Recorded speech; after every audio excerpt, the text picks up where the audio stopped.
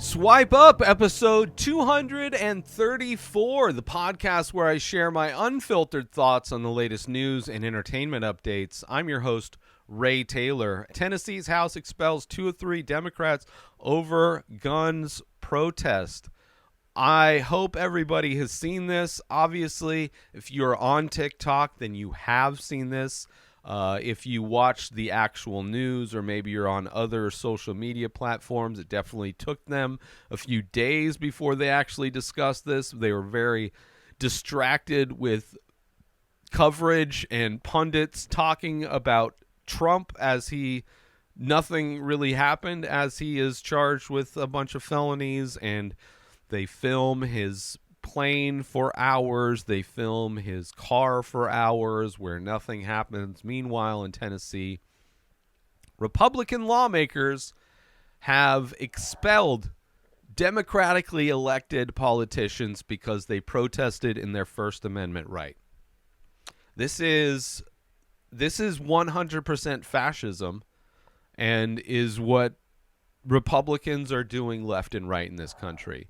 But this specifically is an example of, of Republicans not liking Democrats and literally expelling them from government for no reason other than expressing their First Amendment right against an epidemic that is taking place in this country.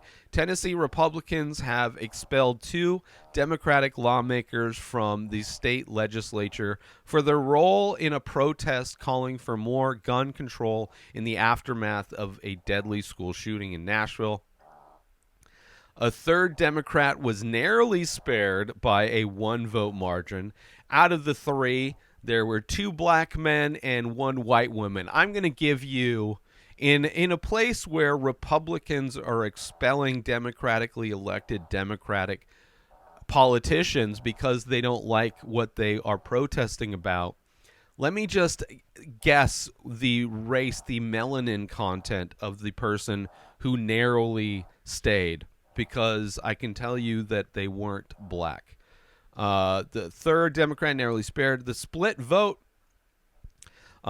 votes drew accusations of racism. Obviously, lawmakers oust Reps Justin Jones and Justin Pearson, who are both black, while Representative Gloria Johnson, who is white, survived the vote on her expulsion. Republican leadership denied that race was a factor, which, of course, why would a group of fascists ever need to tell the truth about anything when they have the ability to eliminate any opposition in politics to anything they want? What is actually holding them accountable for telling the truth? What exactly do they gain from openly admitting that, yes, they are openly racist as fuck? Why would they have to do that? They wouldn't. There's nothing that would compel them to do that. So, of course, they would deny. Oh, they denied. No shit, they denied it. I think at some point, we need to stop bothering with the words that people are saying and just focus on their actions, because the actions of these Republican politicians are that of fascism, of eliminating specifically the 2 Democrat black people, and the 1 white lady almost got, because of her political affiliation, was almost expelled, but clearly the racial connection that she has to the other white supremacists in the Tennessee House of Representatives was enough to keep her around.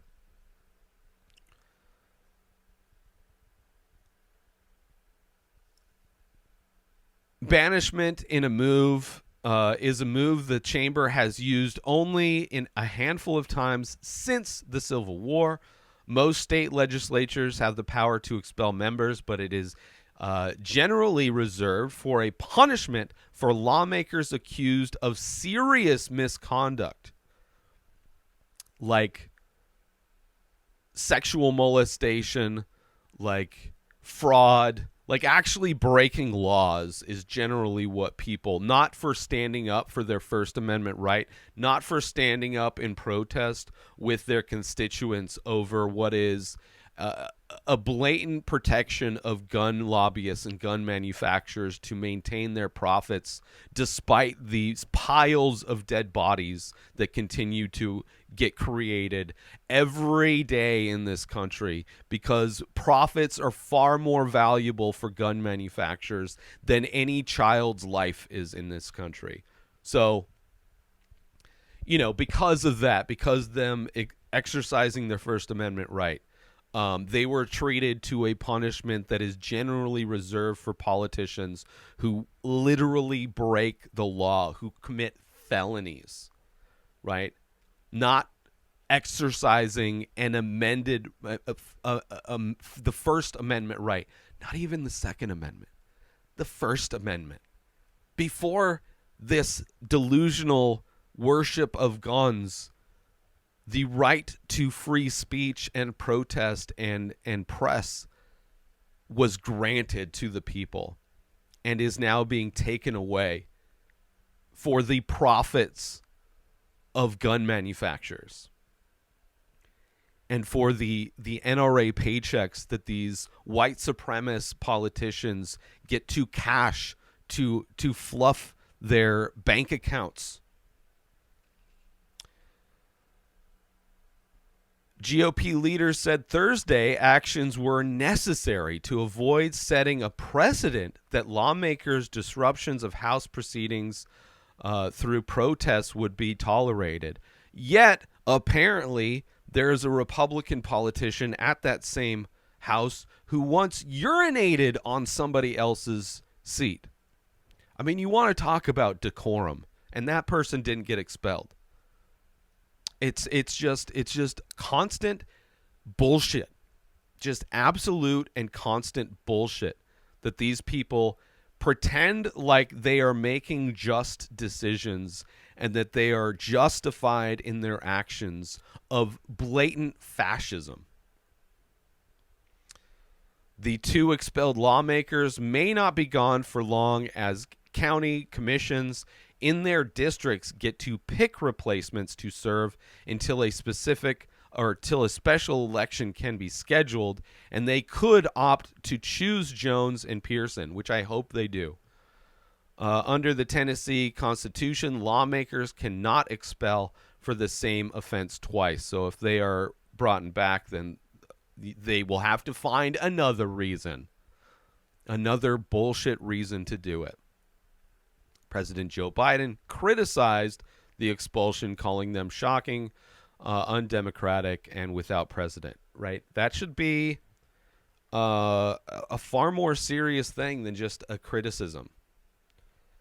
That is like a complete eradication of any kind of democracy.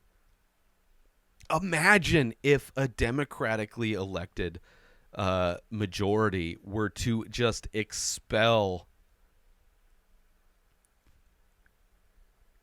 conservatives for like the plethora of things that they do.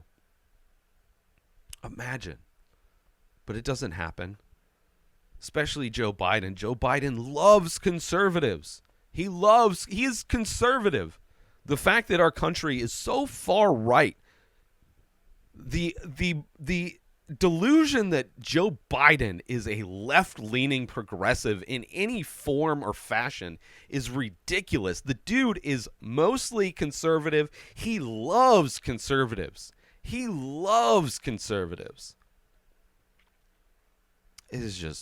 We're living in an insane world. So, one instance of fascism. There's other ones going on in other states where there was one in Arizona where